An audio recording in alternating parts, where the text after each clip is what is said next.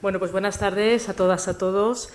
Les damos la bienvenida, os damos la bienvenida a esta cuarta edición del ciclo Filosofía en Abierto, con la que inauguramos la programación del Aula de Filosofía del curso 2021-2022.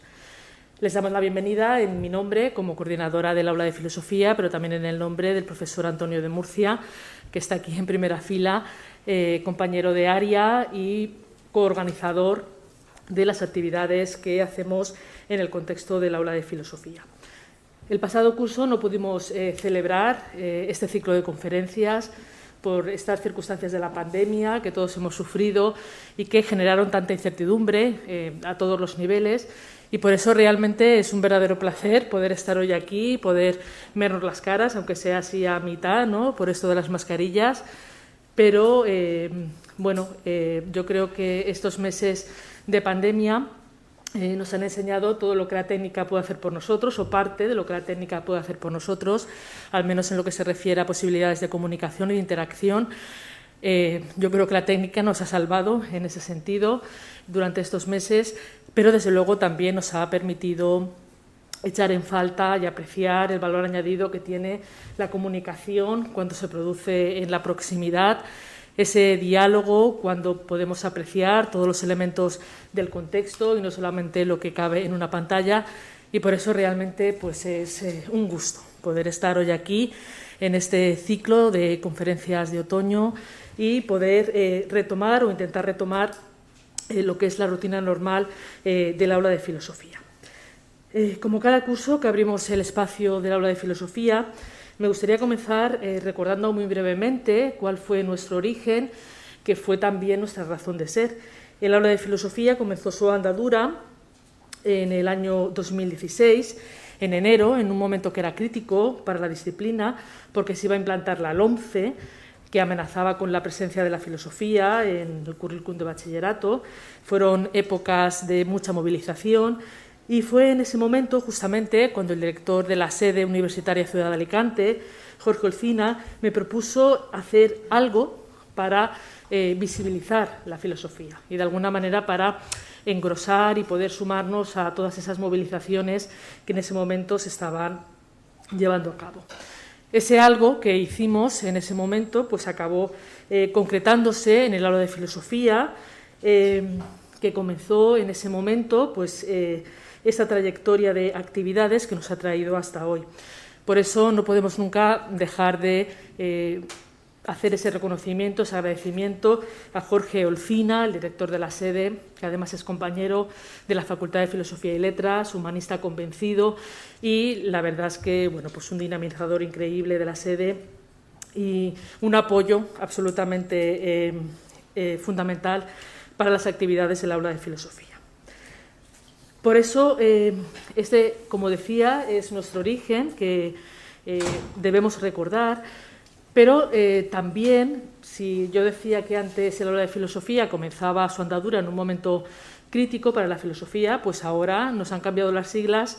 La reforma educativa que se nos echa encima es la LOMLOE, pero parece que estamos a vueltas con la misma situación. De nuevo, la presencia de la filosofía en el currículo de bachillerato y de la ESO pues vuelve a estar en cuestión, a pesar de ese compromiso de los políticos de que la filosofía iba a tener una presencia estable y fuerte en la nueva ley educativa. Y pues en esa situación estamos, ¿no? Parece que la situación de la filosofía nunca acaba de resolverse, quizás eso forme parte de su idiosincrasia, ¿no?, de la filosofía, el estar siempre en una situación de antagonismo, de resistencia frente a lo que hay, frente a lo dado. Pero, en cualquier caso, en el aula de filosofía y en este ciclo de conferencias debemos mantener el tono reivindicativo. No lo hemos abandonado nunca, pero parece ser que hay que activarlo con algo más de fuerza, y lo vamos a hacer, por supuesto, en las sesiones que conforman este ciclo. En este ciclo, que ya estamos, como decía antes, en la cuarta edición, lo que queremos es amplificar el espacio de resonancia de la filosofía, aproximar la filosofía a un público amplio, universitario y no universitario. La verdad es que es un placer poder ver aquí estudiantes, antiguos estudiantes, colegas, público general también, Y eso es justamente lo que pretendíamos, aproximar la filosofía a este público amplio que se acerca a la sede con diferentes motivaciones y con diferentes curiosidades. Damos por supuesto, esta es la premisa de la que partíamos en las anteriores ediciones y por supuesto a la que seguimos fieles, que la reflexión filosófica aborda cuestiones de interés general, siempre lo ha hecho, y que el debate filosófico tiene una indudable vocación pública. Y eso es justamente lo que nuestro ciclo quiere mostrar e invita a descubrir a través de las conferencias que lo estructuran. Este año el ciclo se compone de 3 conferencias que nos van a ocupar en 3 jueves sucesivos y este mes el ciclo se ha concentrado en el mes de noviembre, que contiene, como saben, una fecha clave, el Día Mundial de la Filosofía, que se celebra el día 18, y esa tarde justamente estaremos en la sede, en el ciclo Filosofía en Abierto. Tendremos ocasión, por lo tanto, de hablar de esta fecha, ¿no?, y de lo que significa. Y me gustaría también recordar o informar que también por la mañana en el campus de la Universidad de Alicante realizaremos con nuestros estudiantes la 5ª edición del Ágora de Filosofía, un ágora en la que desarrollamos la lectura y el debate en torno a textos filosóficos y en esta ocasión le hemos añadido un título de circunstancia que bueno, pues es muy expresivo. El título es De nuevo a vueltas con la filosofía, ¿no?, un poco para hacernos eco de esta situación a la que tiene que volver a hacer frente la filosofía en el sistema educativo. En el ciclo que celebramos aquí en la sede vamos a contar con 3 conferenciantes de excepción. Víctor Gómez Pin, que me acompaña en la mesa, Fernando Miguel Pérez Herranz y Ana Carrasco Conde. Ellos 3 van a dar contenido a las 3 sesiones que componen el ciclo y, desde luego, nos van a permitir seguir ilustrando esa actualidad de la filosofía y esa necesidad de seguir defendiendo su causa. Independientemente de los contenidos de cada una de las conferencias, se trata, como decía, de visibilizar lo que la filosofía tiene que decir, su compromiso con los temas de actualidad, y esa es una defensa implícita de la filosofía, quizá la defensa más potente, ¿no?, ver cómo la filosofía puede ayudarnos a pensar. Y la primera conferencia corre a cargo de Víctor Gómez Pin, profesor con mayúsculas de filosofía, bien conocido por quienes nos dedicamos a esta disciplina. Además, es la segunda vez que interviene en el ciclo Filosofía en Abierto, por lo que seguramente para muchos de los presentes no será tampoco la primera vez que tienen el gusto de escucharle. Resulta difícil, desde luego, resumir una trayectoria tan amplia como la suya en unos minutos, y yo creo que no solamente es difícil, sino que también es osado y un tanto impertinente, porque yo creo que a estas alturas Víctor Gómez Pin tiene una perspectiva lo suficientemente amplia como para saber que una vida filosófica como la suya, tendríamos que decir, desborda lo que entendemos normalmente por vida académica y desborda, por supuesto, los datos a los que la vida académica se puede reducir en un momento dado, como por ejemplo esta presentación. Por lo tanto, bueno, pues con mucha cautela y con su permiso voy a limitarme a repasar algunas de las notas de su biografía intelectual para situar su conferencia de esta tarde. Actualmente, Víctor Gómez Pin es catedrático emérito de la Universidad Autónoma de Barcelona, aunque estuvo vinculado durante muchos años a la creación de una facultad interdisciplinar en la Universidad del País Vasco, donde fue el primer director del Departamento de Filosofía. En el marco de esta institución impulsó la incorporación de profesores e investigadores europeos de diferentes ámbitos, como por ejemplo Pierre Banc o el matemático y filósofo René Thom o Jacques Derrida, y por lo tanto supuso un enriquecimiento inmenso de lo que era la escena filosófica en aquel momento.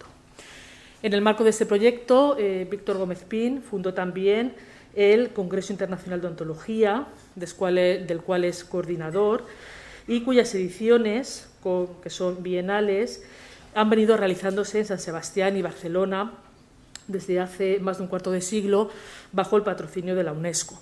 por este congreso. Yo creo que hemos pasado todos los que nos dedicamos a la filosofía en un momento u otro, y además la última edición es muy reciente, la 14ª se acaba de celebrar bajo el título Determinismo natural y libre albedrío. Podríamos dar muchos datos de su currículum. Ha sido profesor visitante y conferenciante en diferentes universidades extranjeras y españolas. Es doctor honoris causa por la Universidad del País Vasco.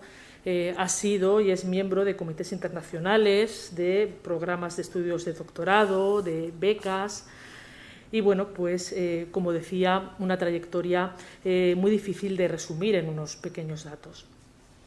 Sí que me gustaría decir algo sobre sus publicaciones, porque aunque no me voy a detener a leer la lista de las mismas, ¿no?, lo cual nos llevaría pues unos minutos, ¿no?, sí que es interesante caer en la cuenta que simplemente repasando los títulos de estas publicaciones podemos apreciar enseguida que el trabajo de Víctor Gómez Pin ha conseguido escapar de esa especialización con frecuencia tan antifilosófica que atrapa a gran parte de los docentes de la filosofía cuando reducen el espectro de sus investigaciones a un periodo concreto o a un solo autor o a la obra de un solo autor.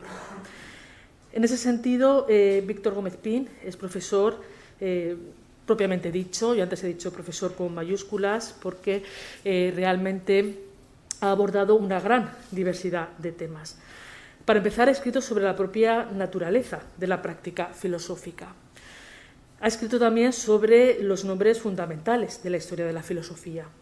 Ha llevado a cabo estudios de los presocráticos, de Pitágoras, de Aristóteles, de Descartes, de Leibniz, de Hegel, estudios por los que todos los que nos dedicamos a la filosofía y en algún momento hemos querido acercarnos y profundizar en sus autores, pues hemos pasado también. Por eso realmente Víctor es maestro, ¿no?, de todos quienes nos dedicamos a la filosofía.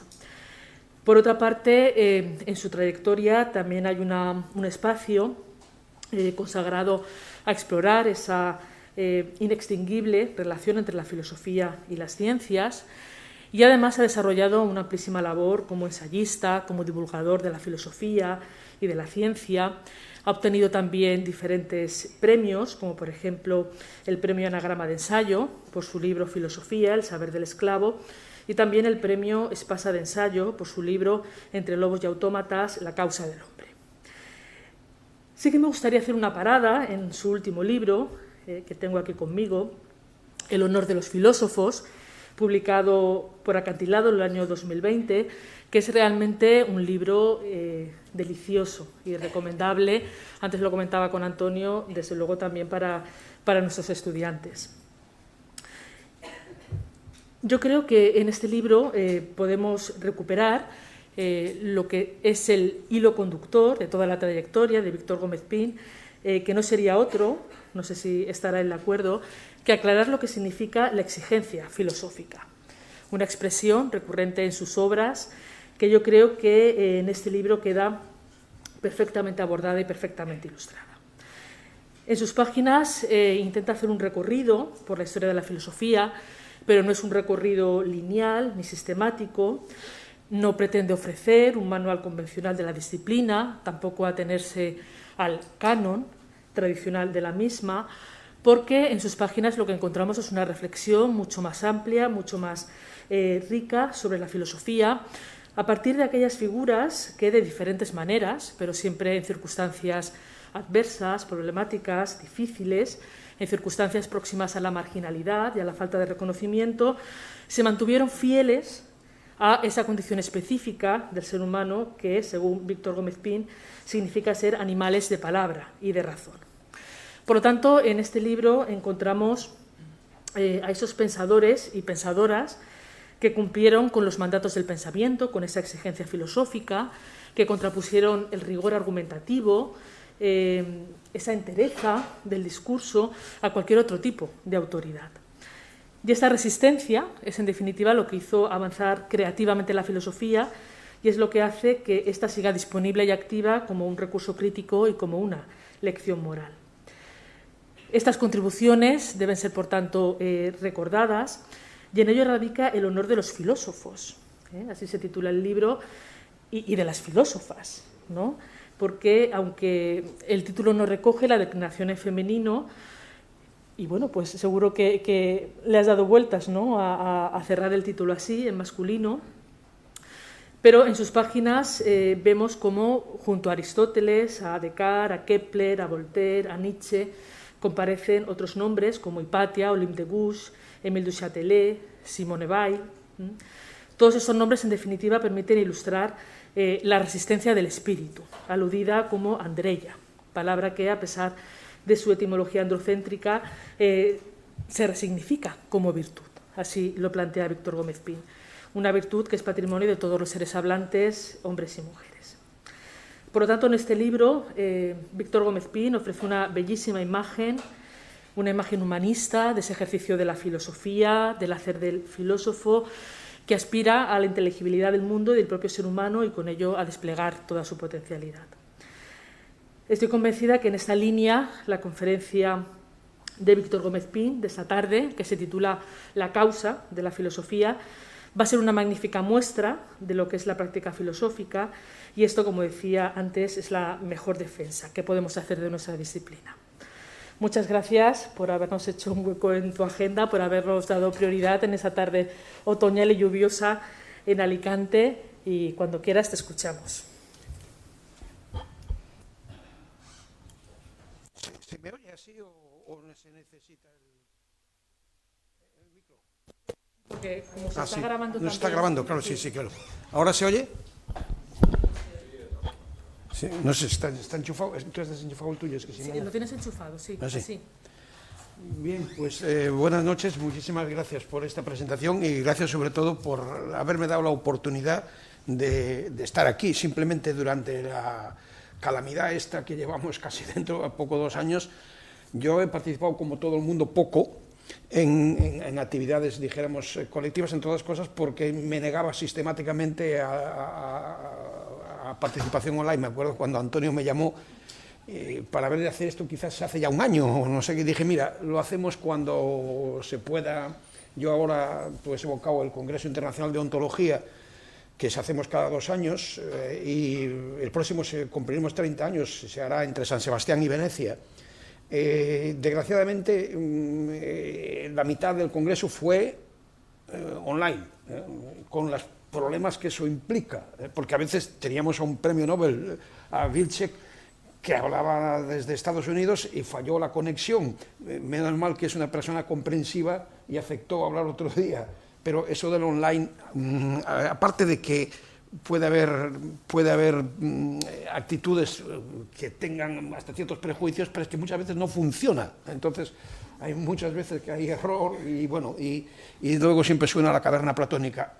Realmente les agradezco muchísimo que estéis aquí presentes, que nos veamos, como tú decías, las caras, y que si hay alguna objeción, pues nos la hacemos, como aquel que dice, como los hacemos los humanos, o sea, cara a cara. Entonces, bien, yo agradezco mucho lo que me has dicho de mi libro. Este es un libro un poco extraño. Yo escribía este libro un poco a la par que escribía otro libro que se llamaba Tras la física, arranque jónico y renacer cuántico de la filosofía, en que la mitad del libro era dedicado al arranque de la física, vamos, de los pensadores griegos que Aristóteles llamaba hoi físico, y los físicos, que son todos estos que en la escuela pues, nos han enseñado como si fuera la lista de los reyes godos,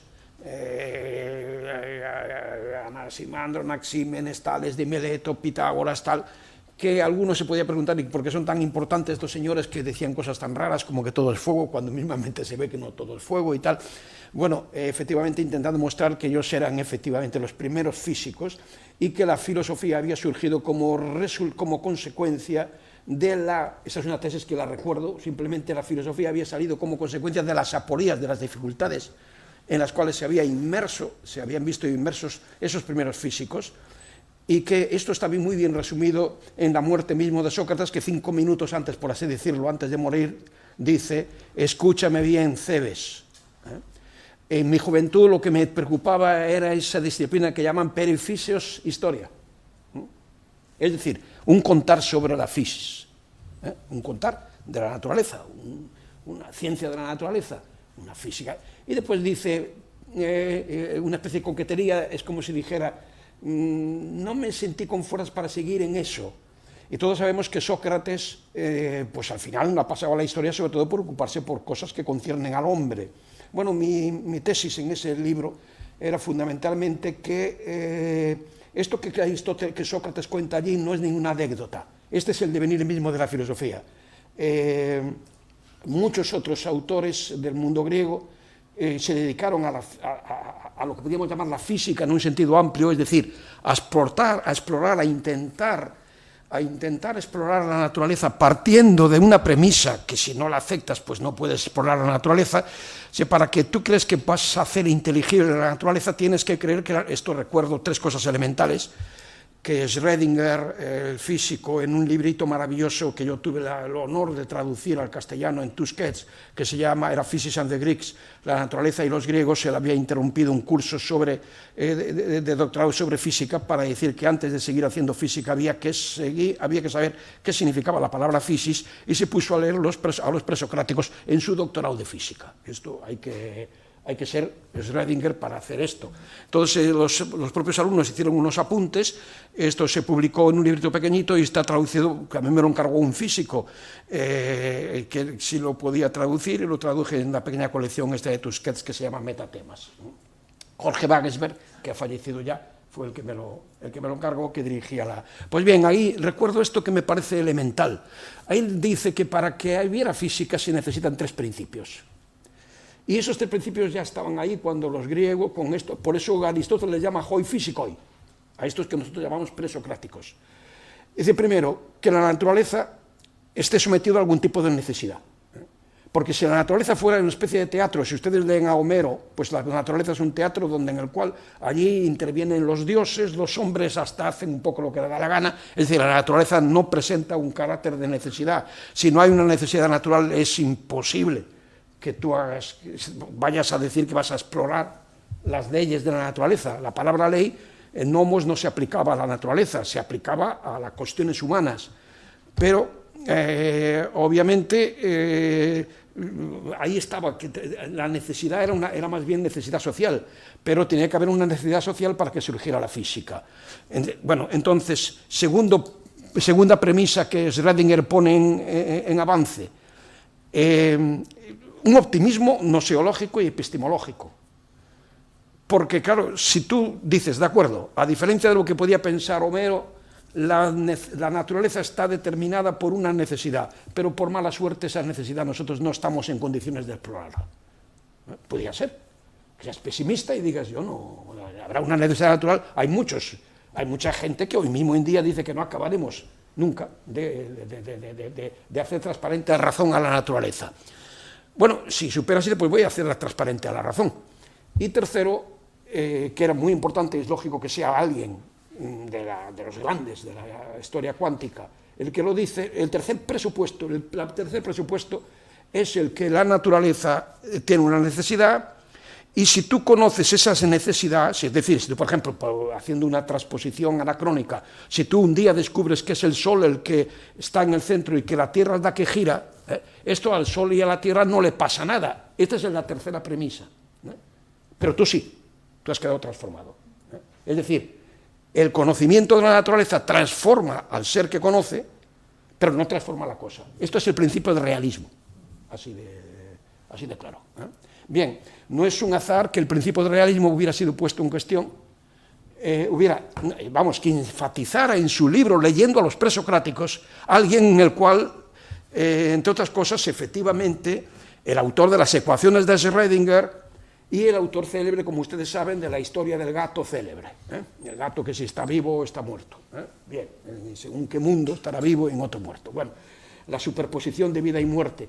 Pero en todo caso era alguien que estaba, no es que él fuera muy particularmente antirrealista, pero sí que estaba en esta cosa conmovedora que ocurre en los siglos, al principio del siglo XX de nuestra época, al principio del siglo XX, desde que en 1905 empieza el fotoeléctrico, que es que la física se ve, como dice uno de los grandes, la física está de nuevo metida en un lío. Y como la física estaba de nuevo metida en un lío, y sigue metida en el mismo lío, resulta que Schrödinger siente como una especie de obligación hacer una mirada anacrónica sobre un momento en el cual la física también estaba metida en un lío, porque por razones diferentes, la exploración de la naturaleza de aquellos que Aristóteles llama hoi physicoi, les conduce a aporías que acaban en el destino de Sócrates, es decir, ocuparse del hombre. Hago este recordatorio porque hoy voy a abordar un tema que algo tiene que ver con esto. Es decir, la física está de nuevo metida en un lío. ¿Cuál es ese lío? Bueno, voy a meterme en esto. No me aparto, aunque sí parezca, yo mismo, Antonio cuando me llamó me dijo que para presentar un poco este libro, los libros, este libro está escrito, no voy a volver a él, sí que es cierto, sí que voy a reivindicar de este libro un hecho, son personajes heroicos. Aquí salen mucha gente, y todos tuvieron la Andrea de pensar sin libertad ni esperanza. Este libro es vamos a ver, es una especie de ajuste de cuentas con ese magnífico libro que es El Principio de Esperanza de Bloch. ¿Por qué? Porque si ustedes tienen esas 1500 páginas del Principio de Esperanza de Bloch, yo les digo que no es que salgan más esperanzados de nada, lo que pasa es que se quedan admirados de lo magnífico que es el libro. No es que después te vayas a hacer optimista sobre el ciclo vital. Y si hubiera que... Tú evocabas hace un momento que de nuevo parece que estamos no muy entusiasmados con los que legislan, con los legisladores, respecto al futuro de la filosofía. Sería extraño que pudiéramos estar entusiasmados porque, como intentaba yo mostrar en ese libro, nunca ha habido un buen momento para la filosofía. El pobre Spinoza solo pudo publicar su tratado su cosa sobre Descartes, el resto no pudo publicar nada. El pobre Leibniz murió abandonado y, solo estaba uno que nunca, el único, en su entierro había una sola persona y sus cenizas completamente perdidas, había un carcel, huesos Leibniz, el pobre el español, Dios mío, Servet, escapa de la Inquisición católica francesa y sale de Málaga para entrar en Malagón, puesto que cae sobre la Inquisición de Ginebra, del otro. Es decir, el pobre Moro, pues aquel rey al cual había servido, lo lleva a la tumba. Es decir, pero ninguno de ellos se renunció al pensamiento. Émilie du Châtelet, traductora de Newton, de hecho, yo la primera vez que tuve contacto con Newton, yo estudié en Francia, ha sido la traducción de Newton, y que por otra parte, a la cual todo lo que escribe Voltaire sobre ella se lo debe, de Voltaire sobre Newton, se lo debe a ella, como el propio Voltaire reconoce. De hecho, el libro de Voltaire tenían que haber firmado ambos, fue el editor el que no quiso, y que muere heroicamente, es decir, es una mujer de 43 años, tiene una niña que no sobrevive tampoco, sabe que no va a sobrevivir al parto, ya se había enamorado de un poeta de 26 años, y al mismo tiempo que había sido amante de Voltaire, y vivía con su hombre, el señor de Châtelet, que era un noble. Voltaire y su amante se portaron divinamente y la atendieron a ella, que ella sabía que iba a morir posiblemente de ese parto, y toda su obsesión era acabar la traducción de Newton. Esto era y la acabó. Bueno, hay una maravillosa ópera de Calla Sariajo, ¿no? Una maravillosa ópera, concentrada en lo que significa para esta pensadora estar en esto. Bien, hago este recordatorio por decir que la filosofía nunca ha tenido buen tiempo absoluto. El pobre Aristóteles no se sabe si se envenenó o le envenenaron. Descartes, como saben ustedes, aparece, se le niega un entierro digno, porque la Iglesia, incluso el cónsul, el embajador en Suecia, quería un entierro, pero la Iglesia se opuso absolutamente, y después su cadáver fue por ahí traspasado, y cuando aparece sin cabeza, como sabe. Es decir, es toda la historia de la filosofía, es la historia de un ascético trabajo por defender al pensamiento sin libertad ni esperanza. O sea, para que haya filosofía Aquí yo, que soy muy aristotélico, hice mi tesis sobre Aristóteles, y Aristóteles me acompañó toda la vida, y siempre digo que aquel que no ama a Aristóteles es un canalla ontológico, dijéramos, pero Aristóteles decía que la libertad era la primera condición de posibilidad. Bien, hay que matizar a Aristóteles, la primera condición de posibilidad de la filosofía. Hay que matizar a Aristóteles en este sentido, es decir, si estuviéramos esperando a que hubiera libertad y buenas condiciones para la realización de él, no solo ya de la filosofía, aquí hay varios matemáticos que mueren a los 20 años, ¿no? Uno de ellos muere a los 20 años en un duelo al cual no renuncia por dignidad, y en la noche anterior hace uno de los teoremas más importantes de la historia de la matemática. Es decir, no hay que esperar nada. Otra cosa es que haya exigencias, eso también es la filosofía, hay una exigencia social de la lucha por la libertad, ¿no? Pero no hay que estar esperando, me señalo, esperando para intentar pensar. Los grandes de la filosofía no lo han hecho. Bien, pues bien, hoy voy a tocar un tema que creo que es de contemporáneo, absolutamente. Yo les decía hace un momento que la filosofía nace como resultado, la filosofía es un resultado de una aporía, es metafísica, la filosofía es metafísica. Toda la filosofía es metafísica, es decir, reflexión posterior a la física. Esto es muy curioso porque dicen, pero hay la moral. Sí, hay la moral, creo que hay la moral, que es metafísica. Vamos a ver, no hay ninguna sociedad en el mundo que no tenga unas exigencias éticas.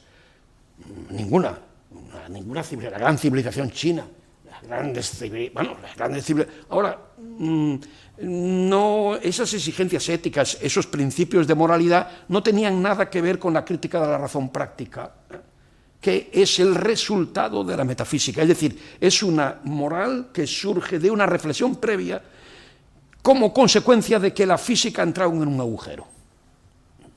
Los agujeros de la física conducen a la reflexión sobre el ser humano, y si quieren, pues intentaré justificarlo si hay alguna ocasión en un debate. Son los agujeros de la física los que conducen a una reflexión sobre el ser humano. Y no es lo mismo una reflexión sobre el ser humano que viene de la física que una reflexión sobre el ser humano que la tiene todo el mundo. Entonces, tesis sin la cual no se entendería nada de alguna de las cosas que quiero decir, que intentaba sintetizar en un libro que escribí durante 20 años, que fue Tras la física. Tesis es elemental, la filosofía no es un universal antropológico. Es decir, no pertenece a toda sociedad. Lo que sí que es un universal antropológico es la música. No hay ninguna sociedad en la cual no haya música. Es decir, ¿y por qué? Alguien dirá, porque primero, razón empírica, pero no es esa la que voy a arguir, pero la digo.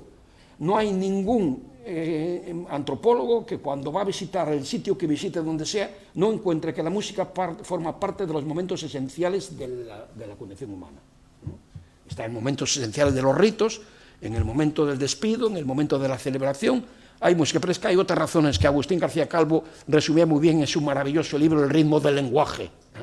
Es que decir que un pueblo sin música sería casi, si fuera verdad que el lenguaje tiene implícitos que pertenecen al orden de la música, el simple hecho de hablar, entonces un pueblo sin música sería como un pueblo sin lengua. Una comunidad humana sin música sería como una cosa que es una contradicción, puesto que acepto la división clásica, que el hombre es el ser que habla, y se acabó. Bien, pero hay otra cosa, no hay tesis. La filosofía tiene un lugar de nacimiento. Lo que ocurre es que nace en una lengua determinada, nace con Tales de Mileto, pero tras nacer con esta lengua determinada es asumida por cualquier otro lugar donde haya una lengua que la acoge. Ejemplo, pues no hay que andar muy lejos. Yo cuando llegué al País Vasco intenté aprender, bueno, en París, vivía en París y tuve la posibilidad de integrarme en un proyecto que era muy bonito en el País Vasco, y bueno, me dio por aprender algo de euskera en París mismo. Tuve que aprender algo de euskera leyendo lo que se llama Eretum Berria, es decir, el Nuevo Testamento, porque no había absolutamente nada. 50 años más tarde, bueno, 40 y pico años más tarde, encuentran ustedes en euskera traducidos 2 traducciones de las categorías de Aristóteles. Tiene traducción magnífica de la metafísica de Aristóteles con un prólogo del aristotélico español, amigo común de todos, bueno, tienen Kant traducido, tienen Einstein traducido, puedes hacer una carrera de física, todo esto en 40 años. Es decir, una lengua no indoeuropea ha podido perfectamente integrar perfectamente unas reflexiones.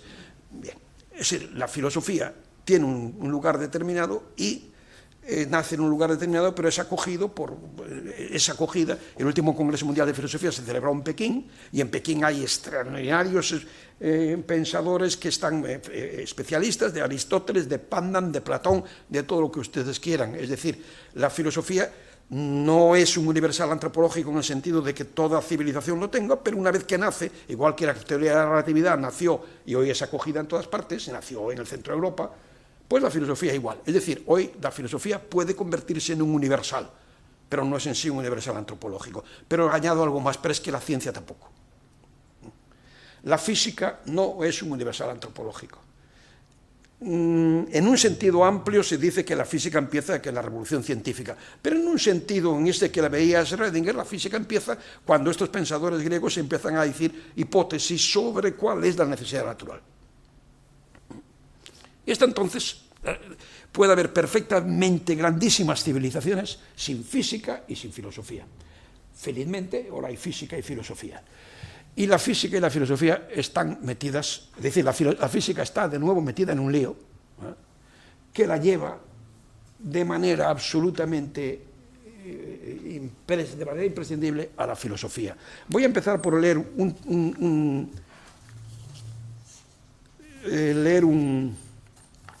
un párrafo que lo cito en mi libro, pero hoy voy a precisar algo que no, en mi libro no, es un párrafo muy conocido y lo hemos usado mucha gente, pero me interesa el uso que hace cierta gente. Les leo el párrafo, creo que además ya lo leí aquí en cierta ocasión, creo que la última vez que estuve.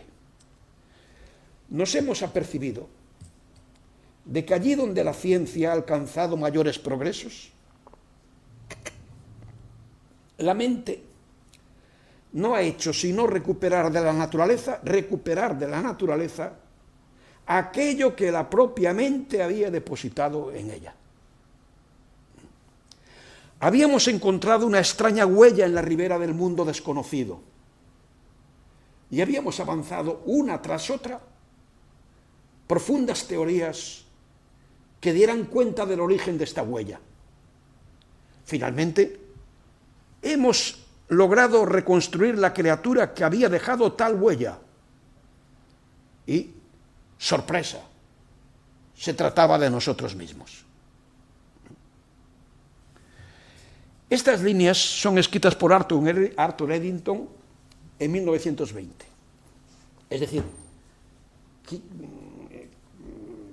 15 años después del escrito de Einstein sobre el efecto fotoeléctrico y unos años después de la relatividad general. Pero sobre todo 15 años después del efecto fotoeléctrico, que es lo que le hace a Einstein ganar el premio Nobel. Él no gana el premio Nobel por la relatividad general, y en un momento en el cual efectivamente la física está metida en un lío. Arthur Eddington había sido un realista, gran admirador de Einstein, y como ven por estas líneas, el libro, esto es Espacio, Tiempo y Gravitación, está publicado, la primera edición en Cambridge University Press en 1920. ¿Por qué puede escribir esto? Voy a intentar resumir las razones. La ciencia, es decir, la física, como proyecto de dar cuenta de la naturaleza, esto es su proyecto, ¿no? Y digo optimismo porque dicen no solo hay una necesidad natural, sino que voy a dar cuenta de ella. Esa necesidad natural no quiere decir que a la primera se revele. Por ejemplo, cuando Tales de Mileto, que es un matemático pero que no matematiza el universo, hay que esperar a Pitágoras, ¿eh?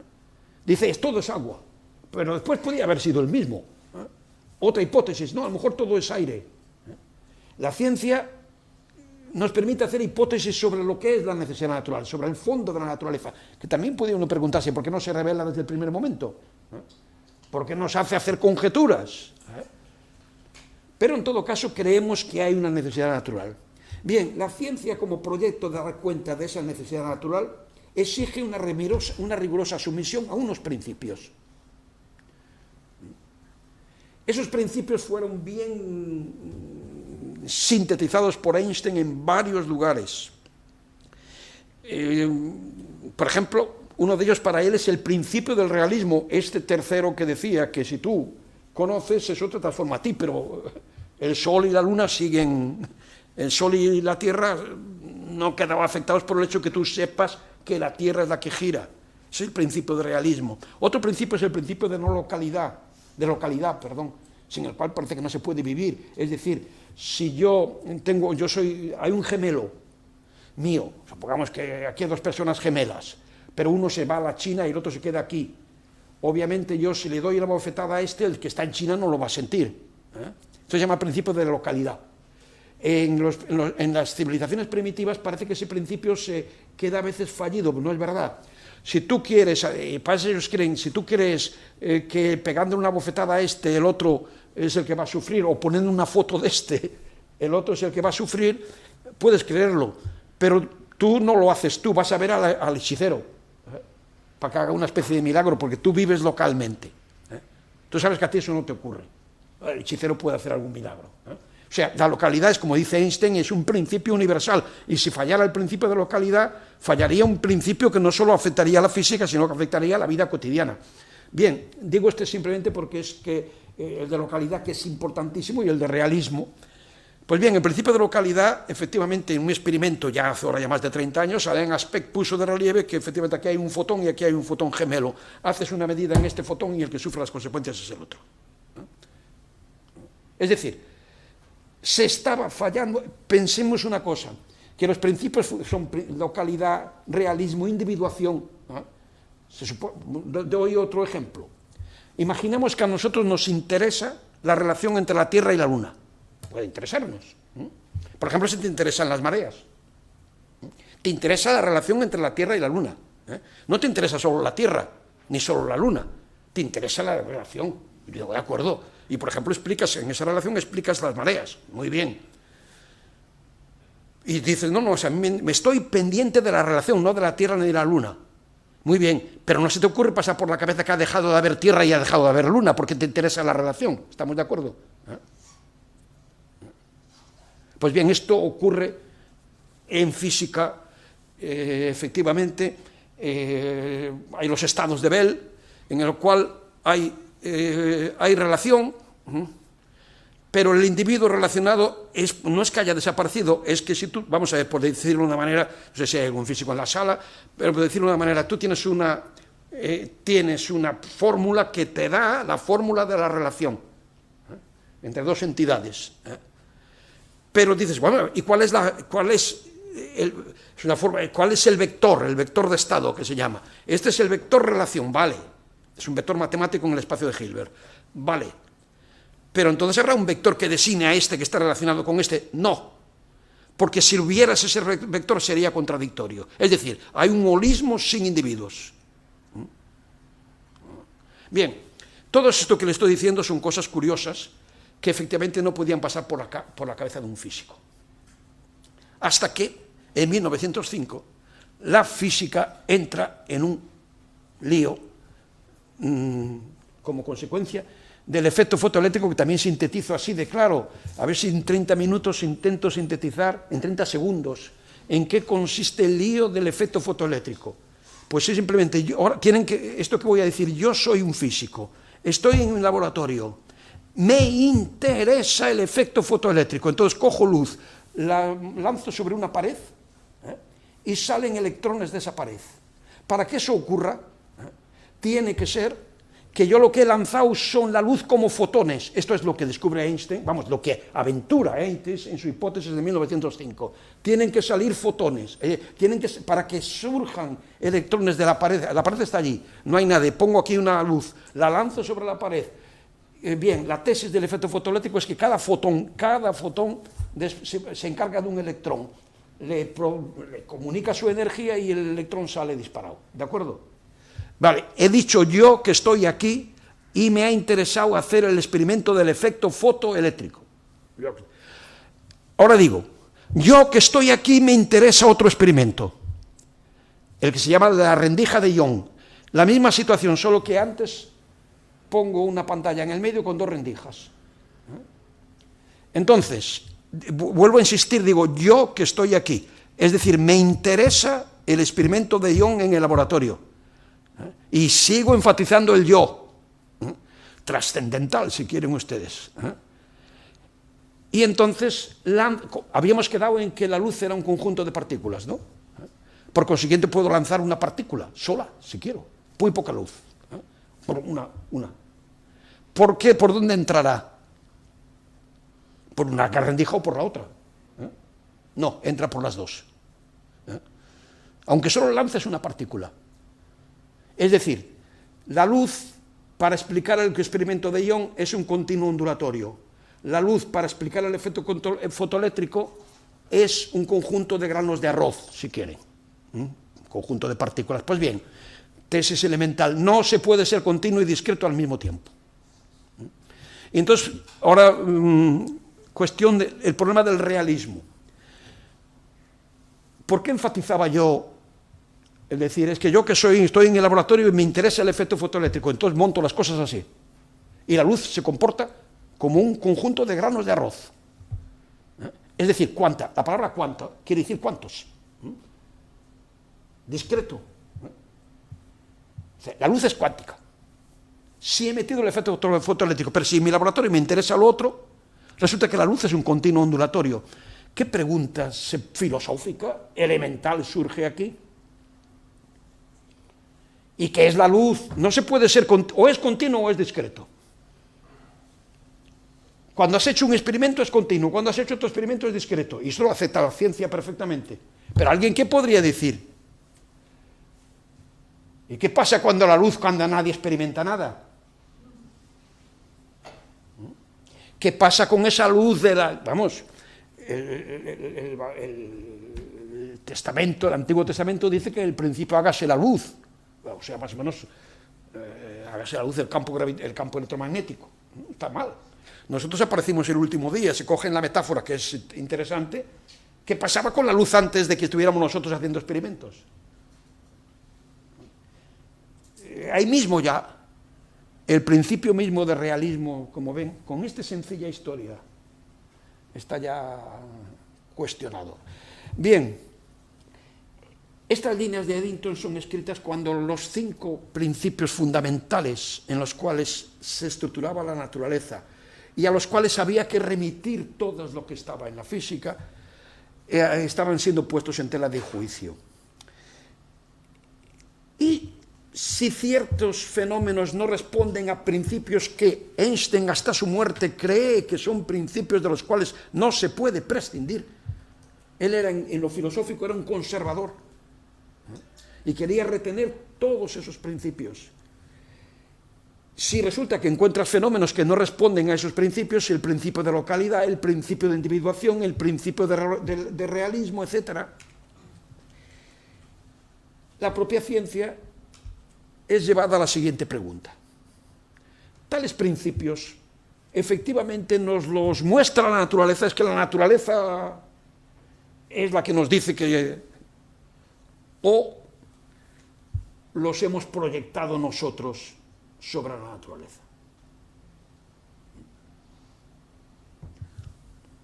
Esto queda transparente en la frase que les he leído de el gran Eddington, poco susceptible de creer en brujas, es decir, ni milagros. Bien, yo no soy el único, pero somos varios. Los que hemos puesto, en mi libro yo pongo este texto que les acabo de leer de Newton, no en este libro, Tras la física, con otro texto admirable, pero es que no soy el único, somos varios los que hemos hecho este juego, una vez que se sabe, pues tal. Pero lo que me interesa es que este texto es comentado y explorado y algo más por un excelente profesor de física que tiene un tratado que les aseguro que con un mínimo de conocimiento matemático es una verdadera maravilla, que son lecciones en quantum theory de Eisman, Chris Eisham, que es ISHAM, que es ahora ya no sé si sigue siendo, debe ser emérito, un profesor de física en el Imperial College de Londres. y este publica en 1995 un excelente libro de física, que es un libro de introducción, no de introducción, porque son para alumnos de física, a la teoría cuántica, que se daba en la segunda de carrera. Y vincula esas frases de Eddington que yo les he leído a las siguientes. Hay otro físico que también las ha vinculado, y después yo también los he vinculado, pero me interesa que sea este. Un hombre se propone la tarea de dibujar el mundo. A lo largo de los años puebla un espacio con imágenes de provincias, de reinos, de montañas, de bahías, de naves, de islas, de peces, de habitaciones, de instrumentos, de astros, de caballos y de personas. Poco antes de morir, descubre que ese paciente laberinto de líneas traza la imagen de sí mismo. Bien, estos textos, que aquí algunos lo habéis reconocido, es el epílogo de la miscelánea de Borges, El Hacedor. Y es interesante que sea un físico en un curso para sus alumnos el que establece un lazo, porque además él hace un comentario excelente sobre el lazo entre estos dos textos. Si a alguien le interesa, es la página 66 de este libro, que os puedo dar la referencia si queréis más tarde. Es un excelente vínculo entre la frase de Eddington y la frase de Borges.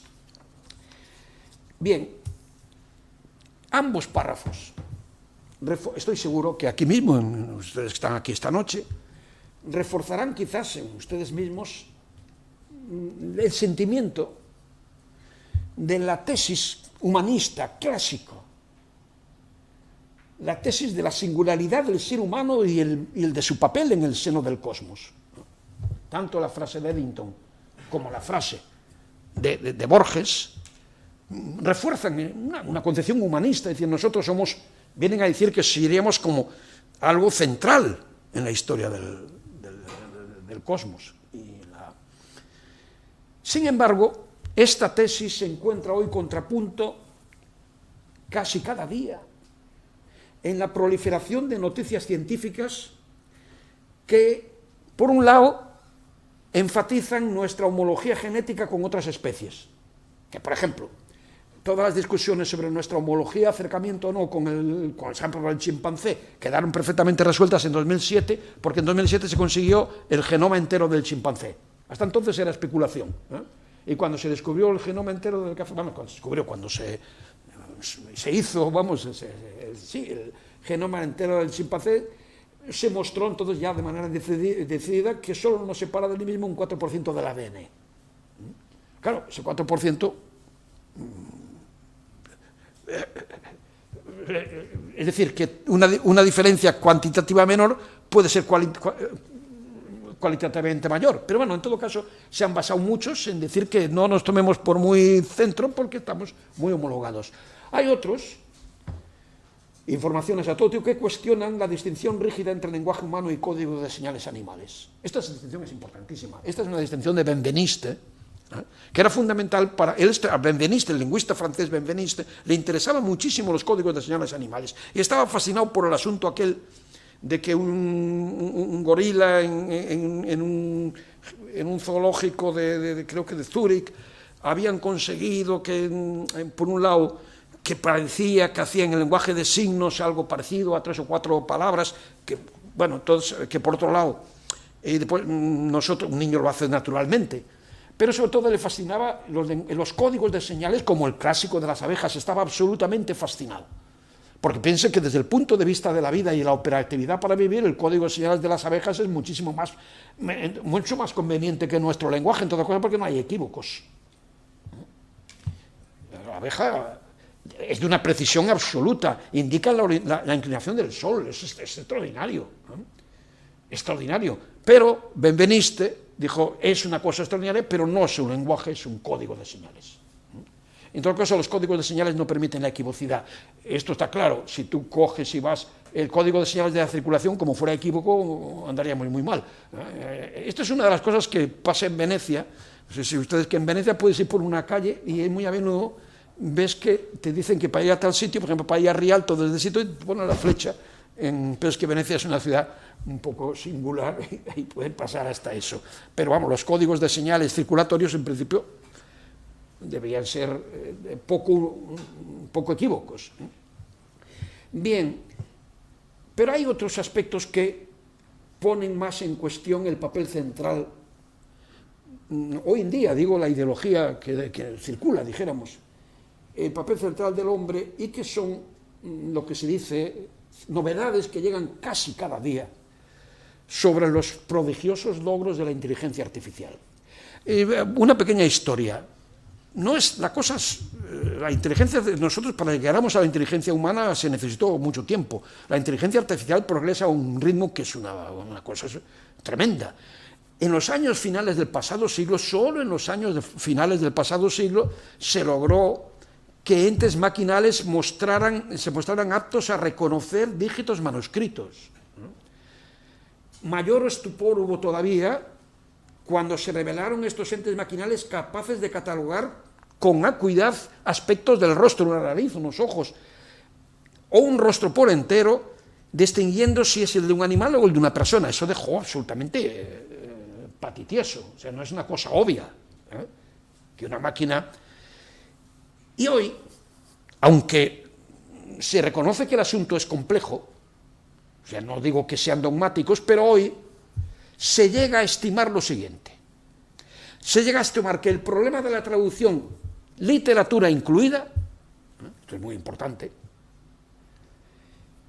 la traducción de una lengua a otra, evidentemente si tú te vas a China, antes era muy útil aprender 4 palabras de chino, por lo menos para preguntar por la calle, que después tú no entendías nada, pero por lo menos hoy no es necesario, porque en cuanto le preguntas a un chino, lo primero que te hace es que te saca el móvil para que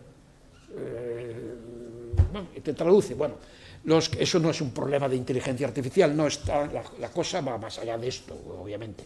Se trata de pensar que la traducción literaria incluso podría ser resuelta con la ayuda de una máquina. Y entonces, en lo que yo creo que puede ser una especie de ebriedad, se apunta ni más ni menos que a la creación por esa máquina inteligente de una composición musical. Hay ahora mismo, ayer en Barcelona, antes de ayer, La Vanguardia, había con motivo del sonar música, había reflexiones sobre esto, si iba a haber un Beethoven o no iba a haber un Beethoven, por así decirlo, maquinal. Se apunta que serían estas máquinas capaces de una composición musical, una obra pictórica que responda a un determinado estilo, o un poemario, y este es el criterio, un poemario que un humano no sabría distinguir del realizado por un congénere. Hoy están en ello.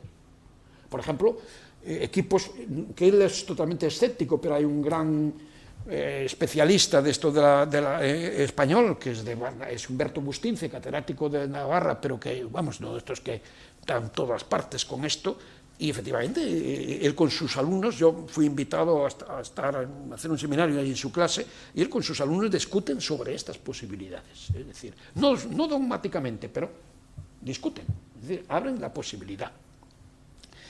Y así, a los partidarios clásicos de la extensión de derechos y deberes con respecto a animales, que reclaman partidarios de implementar los deberes con los animales que Lacan reivindicaba que teníamos los humanos, pues bien, se suman los que piensan en los posibles derechos y deberes de entidades maquinales, porque son susceptibles de traducir, susceptibles de hacer un poemario y tal, pues también entrarán.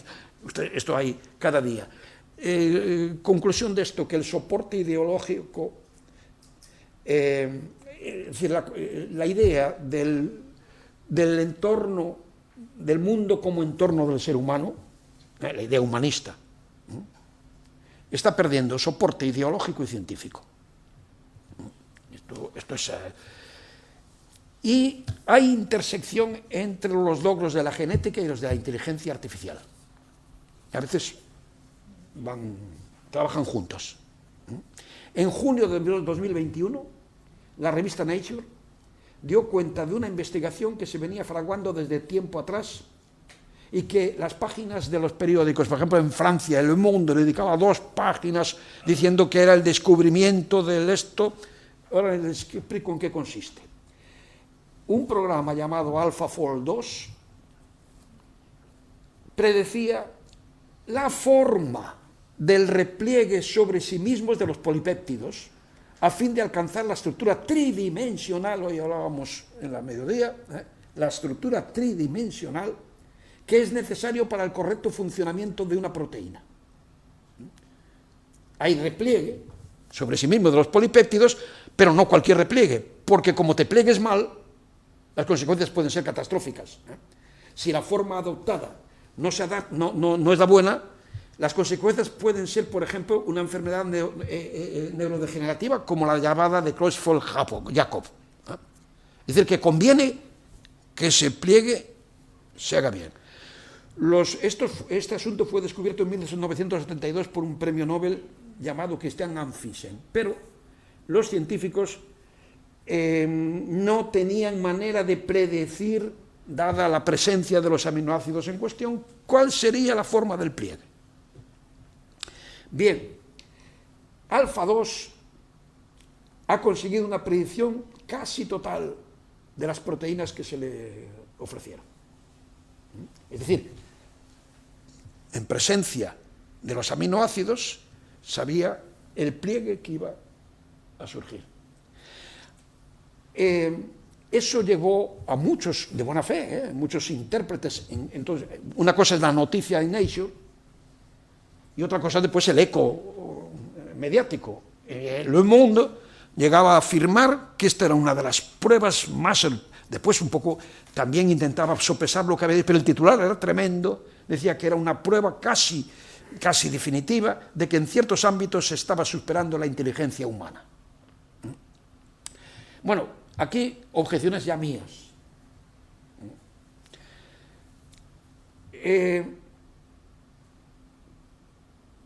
La inteligencia humana no solo hace predicciones. Predecir, esta es una frase de una persona que tanto tú como yo estimábamos mucho, es un texto de René Thom, el matemático y medalla Fields de matemáticas y lector de Aristóteles en lengua griega, que decía que tiene un texto. Predecir no es explicar. Tú puedes ser muy bueno prediciendo y no quiere decir nada que expliques nada. Ejemplo. La teoría de la gravitación newtoniana predecía casi todo. Funcionaba divinamente. Nunca fue explicada. En todos los casos porque no hay quien la explique. El propio Newton era consciente de que no tenía explicación ninguna. Vamos a ver, no hay quien la explique, entre otras cosas, porque no funcionaba el principio de localidad, y explicar es, entre otras cosas, remitir a la localidad. El propio Newton dice hipótesis non fingo. Dice, esto no hay quien lo explique. Hay textos de Newton en el cual se queja de la chapuza esta, por así decirlo, que está haciendo, de que es una teoría que efectivamente describe maravillosamente. Vamos a ver, hay cosas que se corrigieron con la gravitación relativista, pero no todas. La mayoría de las cosas funcionaba divinamente. La gravitación. Podías predecir el comportamiento de los astros tal y cual, con la gravitación newtoniana. En cambio, nadie la había explicado. Es decir, que esta máquina sea muy predictiva, tenga una capacidad predictiva que supera la nuestra, no quiere decir que tiene una capacidad de inteligir lo que ocurre, o sea, que sea realmente inteligente.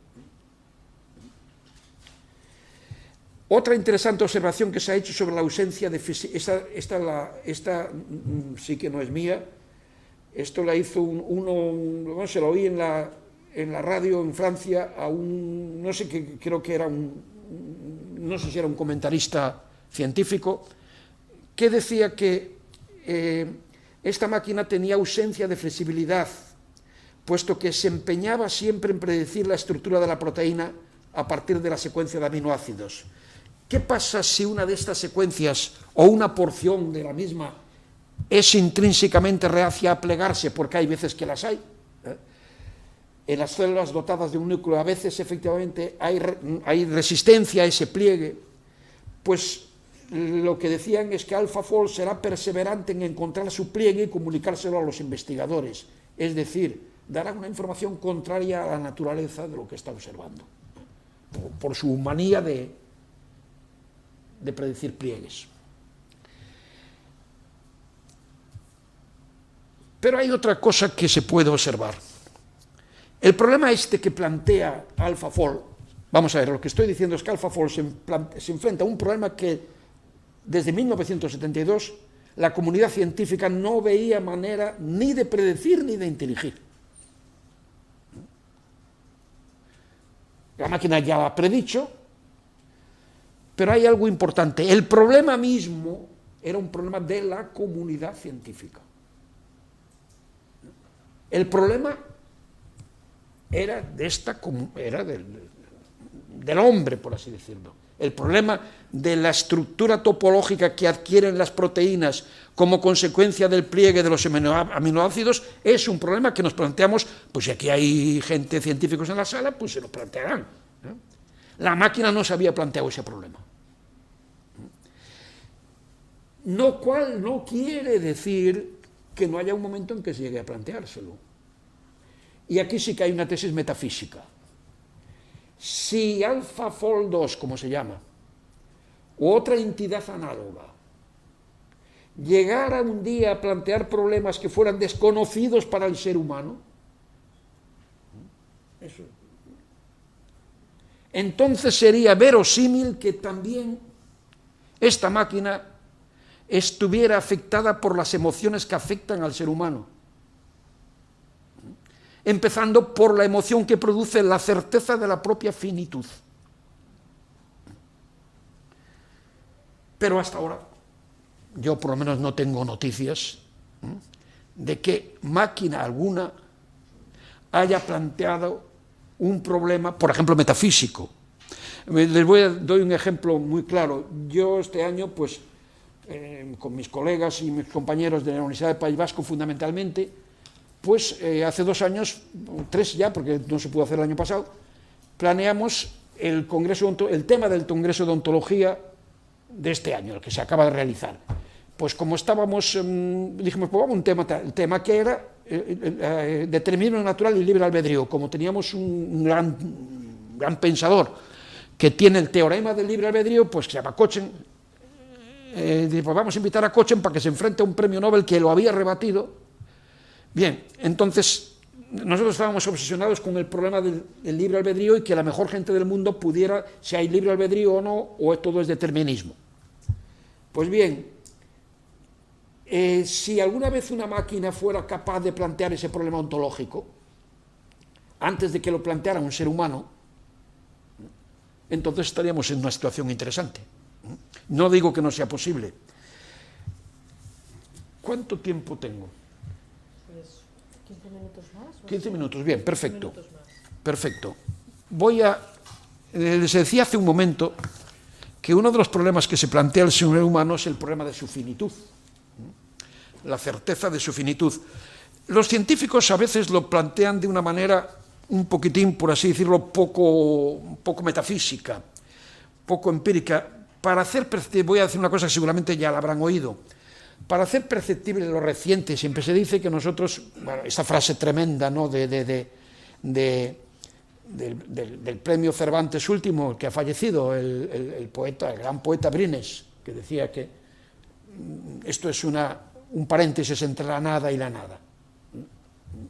Pues bien, para hacer perceptible lo reciente de la aparición del hombre, y en consecuencia de lo relativo de su peso en la evolución del universo, contrariamente a las tesis que lo podrían situar en el centro, la divulgación científica en ocasiones recurre a una transposición de las etapas de esta evolución a una película de 3 horas. Recordaré algunos datos.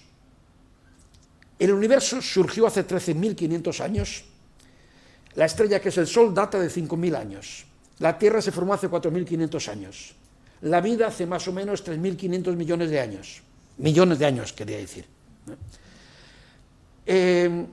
Los primeros mamíferos aparecieron hace 300 millones de años. Los homínidos datan aproximadamente de 6 millones de años y los humanos habitamos la Tierra hace quizás 4 millones de años, aunque el llamado Homo habilis solo 2.500 millones de años.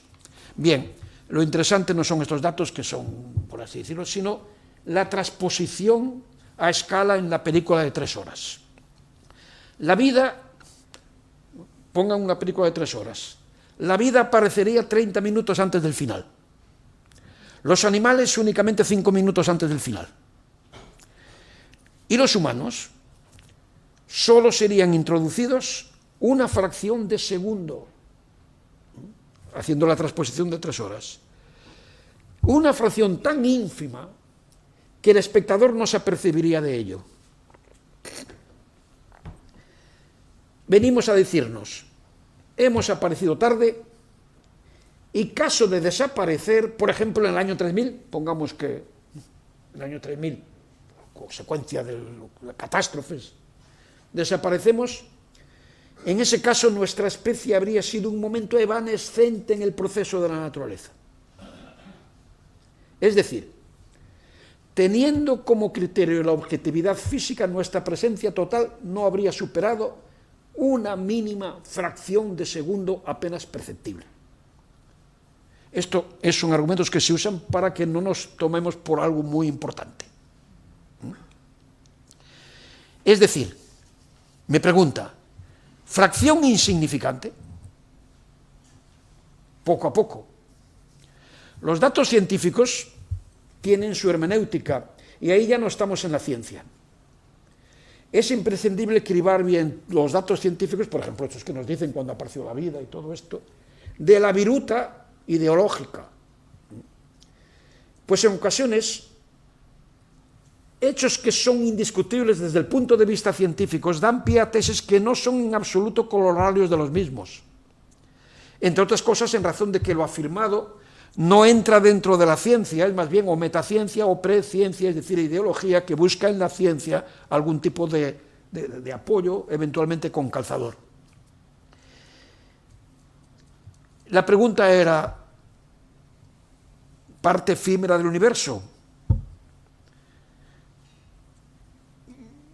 Piénsese que en esta parte efímera, imperceptible, ha tenido lugar la técnica, la ciencia, la filosofía, el arte, y el cúmulo de interrogaciones y respuestas sobre lo que tiene significado y lo que tiene peso significativo y lo que no lo tiene. Por ejemplo, la misma pregunta sobre lo diminuto del transcurso temporal en el que se escribe la existencia del hombre, ¿no? Ese peso es correlato del hecho de que sea tan pequeño, ¿no? Esa pregunta solo ha surgido, efectivamente, porque el hombre está presente. Es decir, en ese instante, casi imperceptible si desapareciéramos en la película, si desapareciéramos en el año 3000, en ese instante ha aparecido este sujeto del que hablaba Eddington, el ser que da cuenta. Recuerden la frase, allí donde la ciencia ha alcanzado mayores progresos, la mente no ha hecho sino recuperar. Un ser que da cuenta remitiendo a principios asumidos como evidencias, eso es la base de la ciencia, por ejemplo el principio de la localidad, que no poníamos en cuestión. Pero también aparece el ser que da cuenta en un sentido más genérico, el ser que dirime, acota, muestra la no confusión y así, entre otras cosas, marca la diferencia entre lo enorme y lo diminuto, entre lo que tiende a infinito y lo que es infinitesimal. En esta ínfima fracción de segundo entra en escena una cosa prodigiosa que es lo que somos nosotros, un hacedor de signos, un ser que otorga significado y sin cuya acción obviamente todo sería insignificante. No hay forma de escapar a esta paradoja. ¿Qué paradoja? El proceso que constituye el universo, es decir, El proceso que constituye el universo es simplemente la historia de las transformaciones de la energía. La energía solo puede transformarse. Ese es el proceso. Solo aparece muy dilatado, diciendo que pequeñitos somos nosotros, solo aparece muy dilatado, en razón de que un ser efímero, un paréntesis entre la nada y la nada, estupefacto ante su entorno, se esfuerza por ordenarlo y contarlo, a la vez que se esfuerza por darle un sentido. Un ser como el Spinoza del poeta de Borges, del poema de Borges, desde su enfermedad, desde su nada, sigue erigiendo a Dios con la palabra. Les leo el poema porque creo que es mucho más ilustrado que lo que yo pueda decir. Bruma de oro el occidente alumbra la ventana. El asiduo manuscrito aguarda ya cargado de infinito. Alguien construye a Dios en la penumbra. Un hombre engendra a Dios. Es un judío de tristes ojos y de piel cetrina. Lo lleva el tiempo como lleva el río, una hoja en el agua que declina. No importa. El hechicero insiste y labra. Labra a Dios con geometría delicada. Desde su enfermedad, desde su nada, sigue erigiendo a Dios con la palabra. No hay forma, decía, y acabo con una pequeña consideración sobre la historia que es la ciencia. Cuando Sócrates, antes de morir, dice que en su juventud él se ocupaba, lo que me ocupaba era, dice, escúchame bien, Cebes, lo mío era perficios e historia. Es decir, una narrativa sobre el funcionamiento de la naturaleza.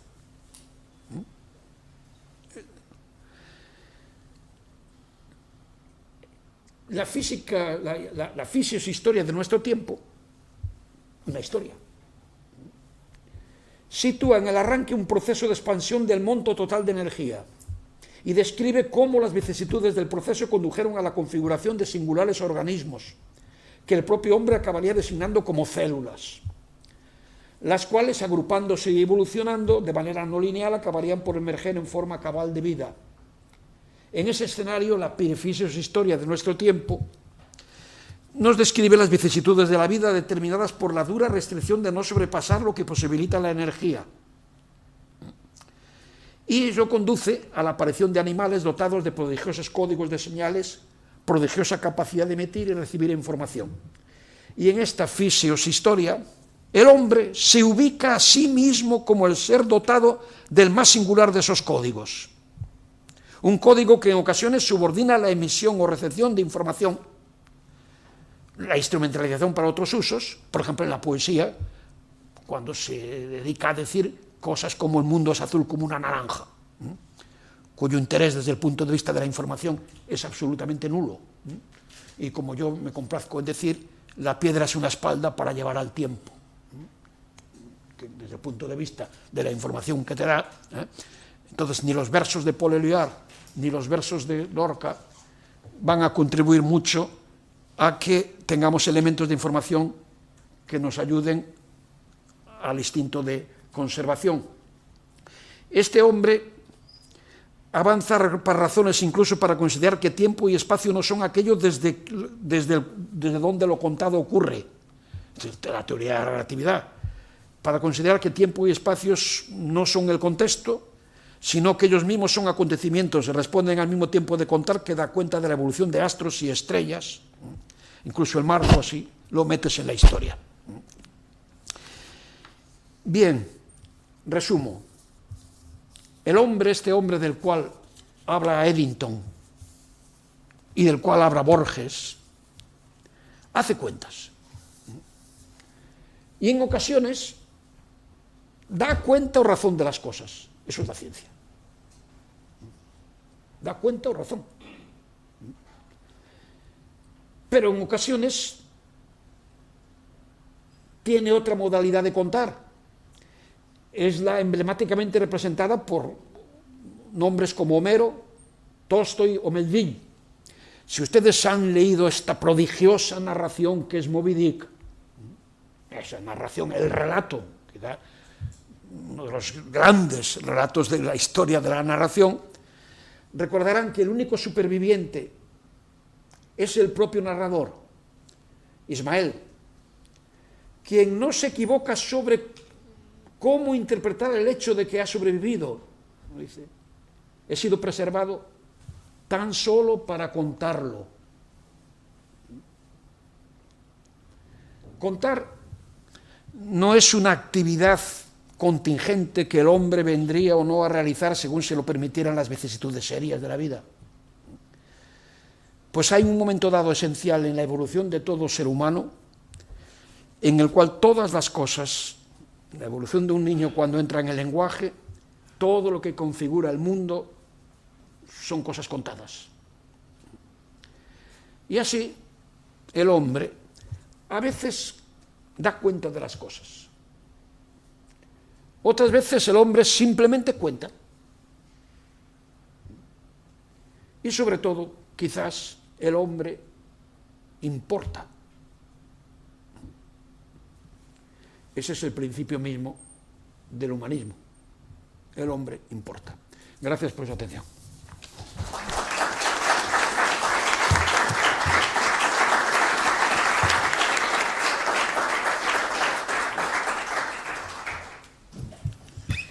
Se me cae esta de la Universidad del País Vasco. Un poco una tortura, sí.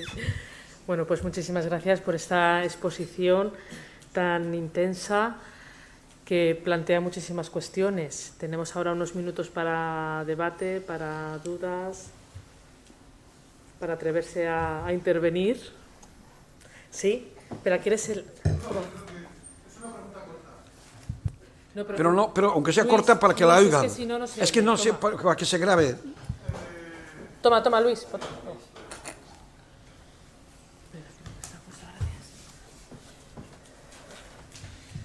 Era sobre el tema de la traductibilidad. Comentaba que cualquier obra filosófica se puede traducir a cualquier idioma. La pregunta es, ¿la filosofía en general se puede traducir a cualquier cultura? Si la filosofía en general se puede traducir a cualquier lengua. Sí. Es decir, las máquinas que traducen de manera incluso literaria podrían llegar a tener una filosofía que se traduzca a su...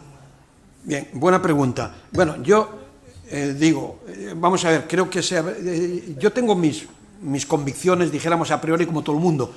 Lo que ocurre es que no quisiera ser ciego en respecto a ellas. Cuando he hablado de la hipótesis de máquinas que tradujeran, por ejemplo, tradujeran a Proust, digo esto porque ahora se acaba de traducir Moby Dick al euskera.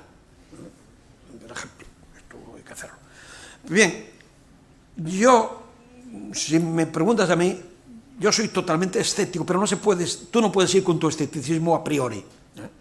Yo intento relacionarme con gente que está trabajando en ello y sí que te digo que efectivamente, vamos a ver, lo que sí que soy un partidario absoluto de si quieres tú, la equivalencia salva veritate de toda lengua con respecto a toda otra lengua. Eso sí, eso no. Es decir, el euskera, que es una lengua no indoeuropea y que además no se le conoce ningún pariente, pues es igual. Es decir, en lo esencial toda lengua es equiparable a toda otra y se puede traducir de cualquier lengua a cualquier lengua. Ahora, lo segundo, si hubiera una máquina que efectivamente fuera a traducir, como yo mismo me he esforzado en traducir algún fragmento de Proust, que me viene ahora a la cabeza, que me viene a la cabeza en francés, pero que lo voy traduciendo con su ritmo. Car yo travaillé avec dans la paresse, la disipación de plaisir, le soir, la maladie, le manie. Yo creo que si alguna vez una máquina llegara efectivamente a traducir a Marcel Proust, a la lengua que fuera, entonces tendríamos un interpar.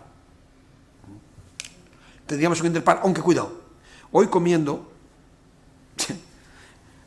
las comidas siempre son muy útiles porque descubres cosas.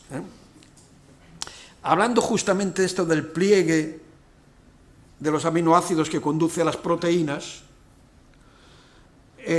cosa importante, esa topología es interesantísima. Pues claro, tú me decías algo que yo no había pensado en ello, que es que no parece que las máquinas estas inteligentes estén sometidas a ese proceso, o un proceso análogo. Eso tendrías Es decir, el problema es muy serio. Para tomar partido en un punto, llevamos muchísimo tiempo discutiendo en los medios filosóficos y no filosóficos, lingüísticos y lingüistas, y incluso es un problema de ética, es decir, saben que de alguna manera la ética de nuestro tiempo ha consistido en que el principio kantiano, consistente en decir que no instrumentalizarás al ser de razón, la base de la ética kantiana, no instrumentalizarás al ser de razón, algunos lo han extendido, ese principio kantiano, a no instrumentalizarás al ser vivo. Entonces, esto está muy presente en nuestro tiempo. Por ejemplo, en estos momentos, en la ciudad de Lyon, que es una de las ciudades, dijéramos, de la más gastronomía del mundo, el alcalde de Lyon ha prohibido la carne en las escuelas. En las escuelas públicas en Lyon hoy no se puede comer carne. O sea, los niños no pueden comer carne. Y cuando se le preguntaba en razón de qué esta prohibición hizo, él no sabía que estaba hablando, por así decirlo, haciendo una especie de extensión kantiana, de extensión de la ética kantiana a los seres vivos. Decía, es que no se puede utilizar a los seres vivos. Claro, esto va al infinito, pero este es un problema gravísimo en nuestro tiempo, porque entonces tiene sus implicaciones políticas y de todo tipo. Bueno, por ejemplo, en Lyon, pues fíjense ustedes si tiene implicaciones políticas. De momento el gobierno francés tomó posición en contra, el propio presidente se fue a una feria de campesinos con el ganado y todo el rollo, pero después también, por razones políticas, enmendó esto que acaba de pasar en Kabul, de que un señor se fue allí en plena crisis de Kabul, se fue a recoger 170 animales para llevárselos a Londres. No se han enterado de eso, ¿no? Este asunto en plena conflicto, es decir, hubo gente que se quedó allí y se utilizó un avión, y entonces al debate que se provocó en el Reino Unido, evidentemente la reacción para defender esto y que no te ataquen, vamos, en una época, por así decirlo, en la cual se considerara que el hombre es el centro, es imposible que tú te llevaras un avión con animales y dejando allí, incluso a los propios cuidadores de esos animales, que se quedaron allí. Esto entran por internet, y el que no lo sepa, el gobierno británico dijo al principio que no autorizaba esa acción, pero temeroso de la reacción de las organizaciones animalistas, la acabó autorizando. Bien, eso es un tema tremendo de nuestra época. La cuestión es que te dirán, es que una vez que hay tal grado de homología genética, no pueden ser muy diferentes de nosotros, por así decirlo, estoy simplificando. Bien, este es un debate de nuestra época. Lo que sí que ahí te digo, si alguien me dice, vamos a ver, ese animal, el que sea, el animal más, hay que otorgarle derechos porque se acerca tanto a nosotros. Lo dirá un hombre, él no va a decir nada. En el caso de la máquina no estoy seguro. Saben que en Japón hay ya defensores, en Japón hay movimientos de defensa de los robots, de que se les concedan también impuestos, que paguen impuestos, que tengan deberes y derechos. Pero no hoy. Pero es que no está excluido que cuando digo, pero a mí cómo me estás comparando a un ente maquinal con el sujeto humano, no está excluido que aquel que le pregunte, no me lo preguntes a mí, pregúntaselo a él. ¿No? Cosa que es un cambio. Y si pudiera llegar a traducir a Homero, sería, sea cual sea mi escepticismo.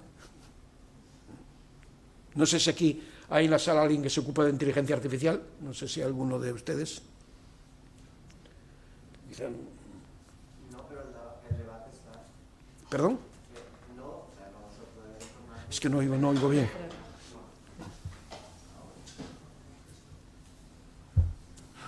¿Estamos? Sí. ¿Inténselo en anciano, primero? ¿Valenciano o castellano? Sí, oigo mal, pero no sé si es por la cosa. A ver, diga. Vale, a ver. Si no me ayudas tú.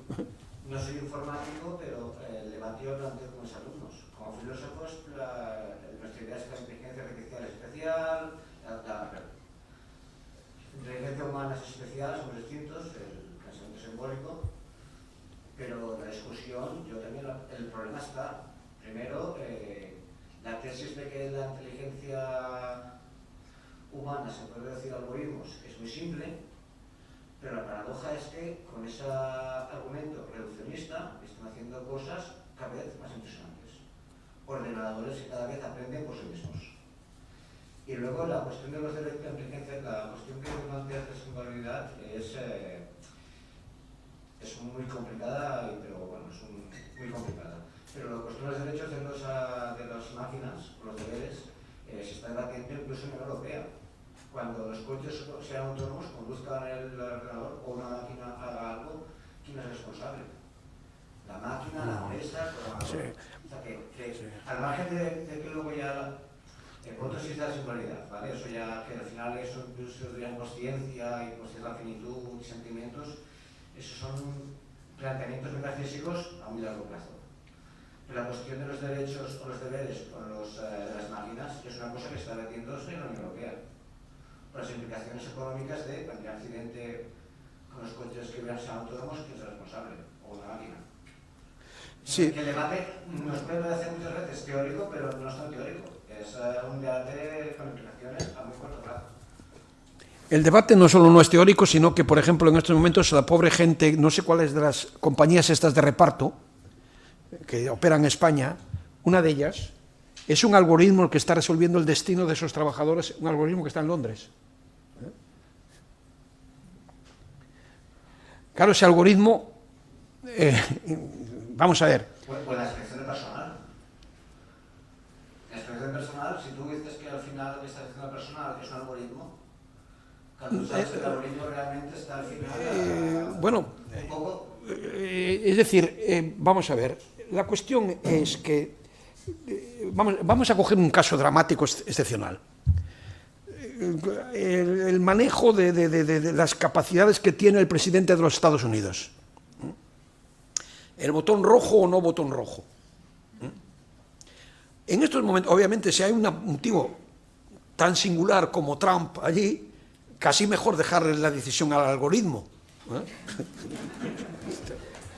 Es decir, mucha gente se fiaría más del algoritmo que de Trump. Es decir, estoy hablando de Trump a la hora de tomar decisiones en función de la información que tienes. Posible. Pero eso significa que realmente la máquina es muy inteligente. Vamos a ver, ya digo, yo intento ser en esto lo más neutro posible, porque trabajo ahora con gente que me invitan a estas cosas y tal, y yo no puedo hablar más que como un aficionado. Pero la palabra inteligencia implica como mínimo tres cosas.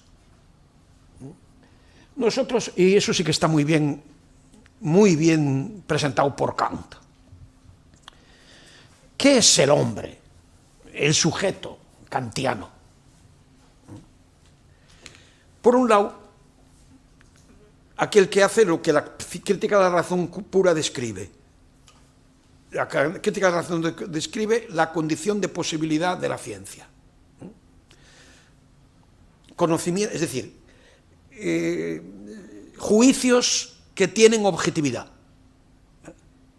Si yo digo que esto es un vaso y tú dices que es una copa, bueno, yo digo que es una copa y tú dices que es un vaso, hay un acuerdo objetivo, estamos todos de acuerdo en que esto es una copa y el objeto es quien legisla. Si yo digo que raíz cuadrada de 2 es un número irracional, es decir, que no existen dos números p y q enteros tales que p partido por q igual a raíz cuadrada de 2, si tú me dices que no, entonces el objeto, que es un objeto no empírico, pero que llama Kant, un objeto no empírico, pero que es un objeto, yo te demuestro en la pizarra en medio minuto que si hubiera dos números p y q enteros tales que p partido por q igual a raíz cuadrada de 2, esos números serían a la vez pares e impares. Por consiguiente, fuera. Es decir, hay un objeto que legisla, objeto empírico o un objeto puro, dijéramos, puramente racional. Eso lo hacemos los seres humanos de maravilla. Es decir, hacemos juicios que tienen su criterio, el lugar de legislación en la objetividad. Hay un objeto que legisla y que nos pone cada uno en su sitio. Eso es lo que Kant describe en la crítica de la razón pura, pero él tiene otras dos críticas. La crítica de la razón práctica, en la cual pone de manifiesto qué es el mecanismo por el cual tenemos todos los seres de razón por lo menos un sentimiento de imperativo, de cosas que son imperativas. Por ejemplo, el sentimiento de que instrumentalizar a otro ser de razón, pues no es, dijéramos, bueno para la razón, por así decirlo. No debes instrumentalizar a otro ser humano. Pero es que, y eso también, nosotros hacemos juicios éticos todo el tiempo, pero también hacemos otro tipo de juicios, que son los que Kant describe en la crítica del juicio, que le llama, que son los juicios en los cuales hay un acuerdo intersubjetivo sin objetividad posible. Acuerdo intersubjetivo sin objetividad posible. Es más, precisamente hay un acuerdo intersubjetivo porque no hay objeto. Vamos a ver, está muy claro. Yo lo digo así siempre a mis alumnos, caricatura, pero es así. Que estemos de acuerdo, el acuerdo de que esto es una copa, estamos todos de acuerdo, aquí nadie pone nada. Nadie está particularmente emocionado con estar de acuerdo conmigo en que esto es una copa. Este acuerdo no nos emociona nada. ¿Por qué? Porque no hay acuerdo entre nosotros, lo que hay es la copa que manda. Si yo digo, el que abusa del pobre inmigrante que está por ahí tirado escapando de la policía y aprovecha para explotarle, hay un acuerdo en el cual estamos casi todos. Otra cosa es que después infringamos ese acuerdo. Pero hay bastante, así de que por así decirlo, de hecho los que lo hacen lo suelen ocultar. Y no solo por temor empírico, que les cacen. O sea, siempre que haces algo de que instrumentaliza a otro ser de razón, no estás, por así decirlo, muy orgulloso tú de tu acción. Otra cosa es que no hace falta que te cacen. Estos son los acuerdos que Kant, el tipo de modalidad, los tipos de el juicio, el que abusa del débil es un canalla. Ese juicio sujeto, el abusador del débil, predicado canalla. Eso es un tipo de acuerdo. No es un tipo de acuerdo como la copa es esto es una copa. Sujeto esto y predicado copa, o la copa es, la mesa es un mueble. Y hay un tercer tipo de juicios, que es el que a Kant más le interesa, que cuando en la primera edición de la crítica de la razón pura ni aparecen. Hay una nota, incluso una nota en la cual dice que hay... ¿Qué son los juicios estos que yo digo siempre el mismo ejemplo? Supongamos que en estos momentos aquí apareciera una voz, no sé, alguien hubiera puesto, pues no sé, la voz de Krauss cantando el aria de Werther. Yo digo eso porque yo viví eso. Yo viví en el Opéra Comique en París, Krauss cantara la aria de Werther, no solo hubo 30 minutos de aplausos, sino que nos felicitábamos todos unos a otros, o sea, gente que no conocíamos de nada, estaba ahí en esto, felicitándonos, o sea, por ese acuerdo. Bien, ese acuerdo era intersubjetivo, pero no era técnico, porque hoy posiblemente un pianista, es muy difícil cazar un buen pianista, es muy difícil que haga un fallo técnico. Si tú dices que cantó Krauss muy bien porque dio las notas exactamente y tal, estás en la crítica de la razón pura. Eso pertenece a la crítica de la razón pura, es decir, la música, en cierta dimensión, es reductible a una técnica. Y eso es objetivable. Pero hay gente, hay pianistas que no han dado ni una nota que no sea correcta y dejan frío a toda la sala. Y otros, en cambio, producen el acuerdo intersubjetivo, dice Kant, que hay intersubjetividad precisamente porque es un acuerdo rarísimo en el cual no hay objetividad. La objetividad es un pretexto.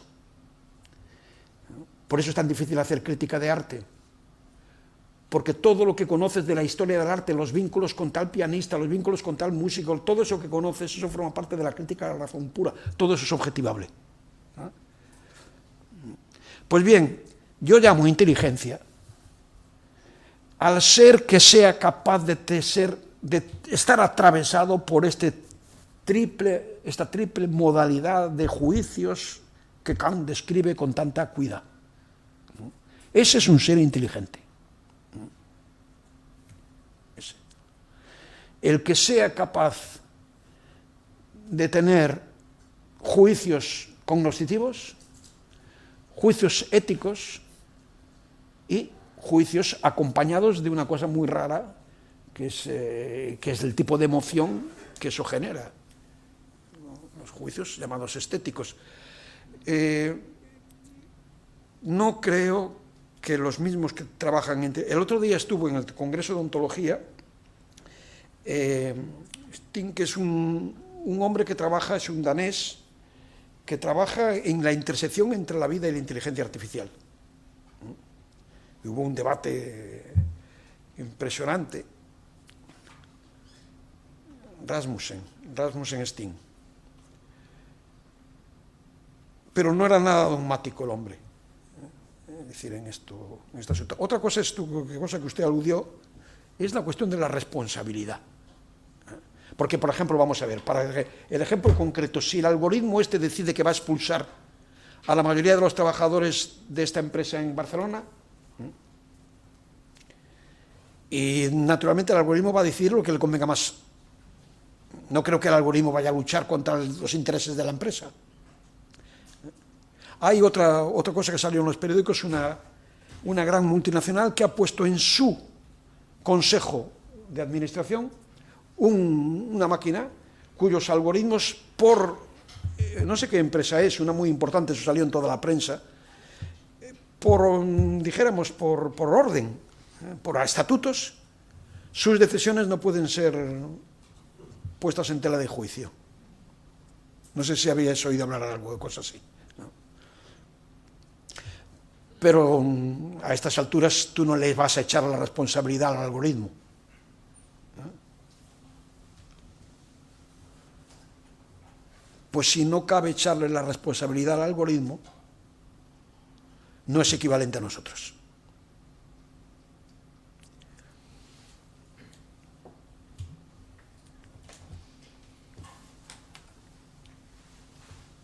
¿Alguna cuestión más?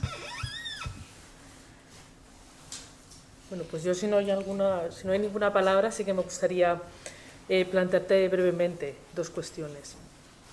De alguna manera, creo que lo que estamos aquí haciendo es intentar demarcar el espacio del humanismo, ¿no? Hacer esa defensa de este ser que es capaz de palabra y de razón. Claro, si lo hacemos frente a la inteligencia artificial, intentamos establecer esa comparación entre el ser humano y la máquina y se plantean todas las cuestiones que estamos viendo. Pero ¿qué ocurre cuando intentamos hacer esa demarcación frente a otro tipo de intervenciones, ¿no? Por ejemplo, las intervenciones científico-tecnológicas que piensan que es posible avanzar en la mejora del ser humano a través de la ingeniería genética o a través de, pues no sé, las neurociencias, etcétera. Claro, ahí ya no tenemos una contraposición ser humano-máquina, pero de alguna manera hay una intervención instrumental en el ser humano. ¿Realmente qué posición no adoptaríamos ahí? Bueno, hay la tesis provocativa, ¿no?, de Sloterdijk, por ejemplo, que dice que solamente de esta manera se podría cumplir el programa humanista, porque solamente a través de estas intervenciones, bueno, pues podríamos de alguna manera mejorar esa capacidad humana de relación con los demás y de aportar, ¿no?, digamos, algo positivo del ser humano a su entorno. Entonces, ¿qué hacemos con eso, no? Porque, claro, ahí nos enfrentaríamos a una ambigüedad, ¿no? Ya no estaría tan claro esa confrontación ser humano-máquina, sino que, bueno, pues estaríamos ya en un escenario un poco diferente. Y puesto que ha salido la palabra ambigüedad, ¿no?, y con el permiso de Fernando, me gustaría también preguntarte si esta ambigüedad que define al ser humano, de alguna manera, bueno, pues esta explosión de creatividad que podemos observar en la historia, en la cultura, pues es resultado de esa necesidad de fijar la ambigüedad del ser humano, que puede hacerse de muchas maneras. ¿Esa ambigüedad no sería una resistencia humanista? ¿Es algo que quizá a lo mejor no podría nunca reproducirse en la inteligencia artificial? Bien, la primera es muy importante. Vamos, yo la tenía para tocar ese tema, pero es que cuando te pregunté cuánto tiempo me quedaba, pues es decir, preferí que hubiera un coloquio. Eso es fundamental, obviamente. Es decir, ahí hay gente que te dice, por ejemplo, yo he citado a Huberto Bustinci, porque es un hombre muy importante en esto de la inteligencia artificial, y él en sus clases, pero yo es que el año pasado nos invitó a Javier Echeverría y a mí a que hiciéramos una parte de su curso, y él estaba allí, o sea, no es aquello de que él asiste a sus clases, pero invita a gente, ¿no? Y entonces él efectivamente enfatiza siempre, siempre, siempre, que hasta ahora lo que está haciendo la inteligencia artificial es intentar, por ejemplo, esta ayuda que supone, desde el punto de vista técnico, efectivamente, que puedas predecir el comportamiento de los aminoácidos con vistas a que la proteína... Esto, hasta ahí no hay duda. Vamos a ver, la inteligencia artificial puede ayudar, claro que nos puede ayudar, es que hay cosas que son obvias, La medicina está ahora pendiente de esto de una manera absolutamente... Pero claro, ayudar a perfeccionar al ser humano, ahí sí que yo tengo una posición, por así decirlo, conservadora, es que el ser humano no ha evolucionado. El ser humano, el lenguaje, vamos a ver, es una tesis fuerte, pero en esta vida han cambiado muchas cosas. Desde el hombre de Erto, ahora ya ha cambiado, porque hace 12 años el que estaba era el hombre de Erto, ahora ya no se sabe si es el hombre de Erto, el primero que, por así decirlo, puedes imaginar que habló, unos homínidos que se pusieron allí a hablar. ¿Qué significa hablar? Yo lo digo muy claro. Hablar quiere decir que el código de señales ya no está exclusivamente al servicio de la conservación individual y específica, sino al servicio de sí mismo. Vamos, la poesía solo se sirve a sí misma. Otra cosa es que tenga la ciencia. ¿Qué entendemos por ciencia? La ciencia si es un proyecto de inteligibilidad, porque si estamos entendiendo por ciencia aquellos aspectos de la ciencia que son resultados técnicos, que pueden ser útiles para otra cosa, pero la ciencia en su esencia lo que intentaba era hacer inteligible la naturaleza. ¿Por qué? Porque hacer inteligible la naturaleza era una cosa que en sí misma emociona, por así decirlo. Vamos a ver, muchas de las cosas que han sido grandes de la ciencia no servían absolutamente para nada. Otra cosa después tuvieron sus aplicaciones. Os puedo asegurar que te llevaban, algunos de esos que salen en este libro, llevaron a la pila, fueron quemados por este rollo del sol y de la que como se ha dicho, a un campesino de la época le importaba un rábano si era el sol el que giraba o era la tierra la que giraba. Lo que quería es que el sol le calentara sus tomates. Le importaba un rábano. Entonces, ¿por qué te exponías? Y desde luego que la sangre de Cristo circulara en el corazón de Cristo no era una cosa que tuviera gran preocupación para el personal. Que en el corazón de Cristo la sangre circulara. Es decir, la ciencia como búsqueda de inteligibilidad es una cosa que sirve al hombre en un sentido muy claro, haciendo del hombre el ser del lenguaje, y eso sí que es muy fuerte. En el lenguaje ha habido grandes cambios dentro del lenguaje, pero de Homero a Lorca no hay ninguna evolución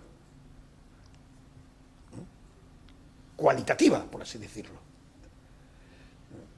Digo Homero y Lorca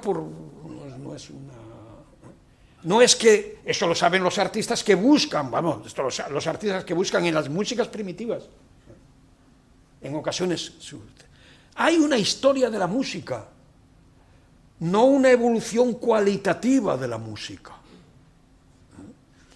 Y desde luego, el lenguaje de un campesino es potencialmente tan rico, es decir, vamos a ver, cualquier ser que nace, cualquier ser humano lleva, hay una cosa que es trivial, que lleva todas las potencialidades fonéticas de todas las lenguas del mundo, que después las pierde porque las restringe a una lengua determinada. Eso es trivial, eso ya está verificado, pero es que también la potencialidad semántica la lleva dentro. Es decir, no hay gente más primitiva que otra, por así decirlo, porque ha evolucionado en la historia. El lenguaje no ha cambiado. Lo que han cambiado es que hay lenguas que efectivamente, por razones sociales, se han convertido en más prósperas, más finas, más esto, hay razones sociales. Tú no puedes decir es que la literatura es ahora, vamos a ver, la ciencia, que por definir, pero lo de la ciencia es lógico, porque la ciencia dice hay que llegar a resultados sobre lo que es el conocimiento de la naturaleza, no la explotación de la naturaleza. También digo una cosa, y eso sí que es muy fuerte, pero lo voy a decir, no hay que tener tanto miedo a que nosotros vamos a acabar con la naturaleza, no vamos a acabar nada. Nosotros solo vamos a hacer aquello que la naturaleza nos permita. Y en cuanto intentemos hacer una cosa que la naturaleza nos permite, la naturaleza nos pone en su sitio inmediatamente. Es decir, nosotros, si somos un poco inteligentes, efectivamente, como hacía Sillida, que decía que para hacer escultura lo que hay que conocer las vetas de la piedra, como el carnicero conoce las vetas de la carne, y explorar la piedra en sus potencialidades, nosotros, si somos sensatos, exploraremos la naturaleza en sus potencialidades. Pero si pensemos que nosotros vamos a asesinar a la naturaleza, vamos, nosotros lo que haremos es que la naturaleza no nos sirva a nosotros. Pero ella, vamos, la naturaleza le va a importar un rábano nuestra eventual desaparición, vamos, ella sigue ahí, y nosotros, si fuimos sensatos, exploraremos, es decir, la técnica, vamos, lo que quiero decir es una cosa muy concreta. La técnica es impotente frente a la naturaleza, lo único que puede hacer es hacer aquello que la naturaleza permite, es su esencia. No hay ninguna posibilidad de que la técnica viole a la naturaleza. La naturaleza se deja desvelar por la ciencia y se deja explorar por la técnica, no se deja violar. Se deja desvelar, pero no se deja violar. La ciencia, bien, en ese sentido, digo, no me he apartado de tu pregunta. Me decías, nosotros prácticamente es muy posible que dentro de 30 años nos hayan incorporado cantidad de, de hecho las gafas ya son un órgano, otro no sé, pero otro lleva un aparato para oír, el otro tal, el otro le han cambiado, o sea, otro le han operado, habrá próstatas artificiales, yo qué sé, ¿dónde vamos a llegar? Pero yo creo que todo eso es al servicio del hombre de siempre. Es decir, del hombre de Erto, por así decirlo, si fuera cierto que el hombre de Erto fuera, por decir, una especie de mito, fueran aquellos que ante el fuego hablaban. Ahora, hay quien dice otra cosa, que como resultado de esto saldrá un transhumano.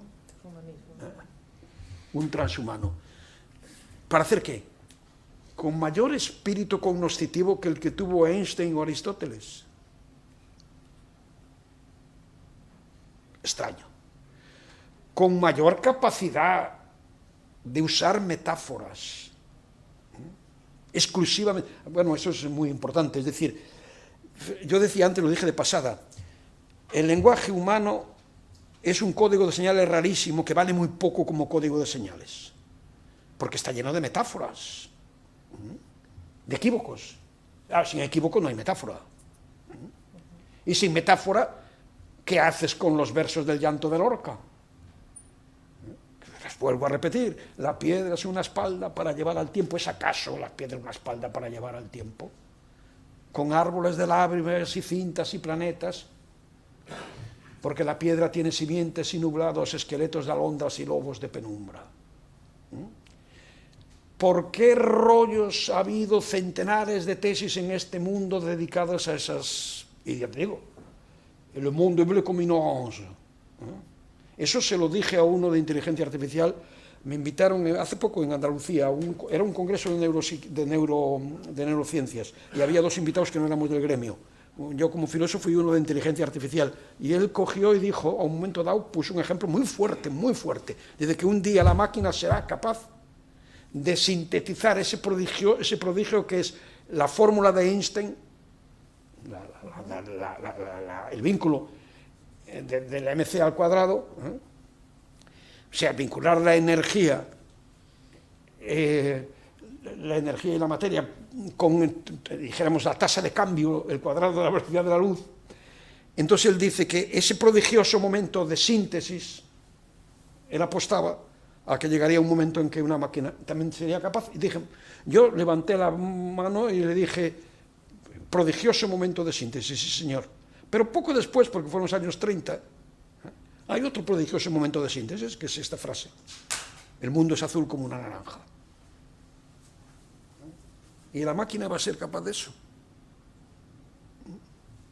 Claro, hay alguien que me diga, pero es que eso es alguien que sea poco sensible, dijéramos, al decir poético, y ¿cómo vas a compararlo? Pero vamos, sabéis que esos versos de Paul Éluard han sido objeto de toda clase vamos. Y de ahí me reconoció que la cosa... Yo tampoco creo mucho que esté a punto, de un día para otro, el hecho que la fórmula y la metáfora son las dos construcciones paradigmáticas del ser humano. Por eso la matemática y la poesía efectivamente son dos cosas muy singulares. Esta era tu pregunta y yo creo que se hace tarde ya. Y la otra que me acuerdo que decías, bueno, esta, la dejamos si quieres. Sí, porque no sé si hay alguna pregunta más, alguna cuestión más. La verdad es que son un montón de retos los que plantea la reflexión de estos temas y ha sido una sesión muy intensa. Te agradecemos mucho que hayas querido estar con nosotros esta tarde y compartir, ¿no?, todas estas reflexiones que seguro que nos van a dar para seguir pensando una vez salgamos de aquí. Muchísimas gracias, Víctor, por acompañarnos.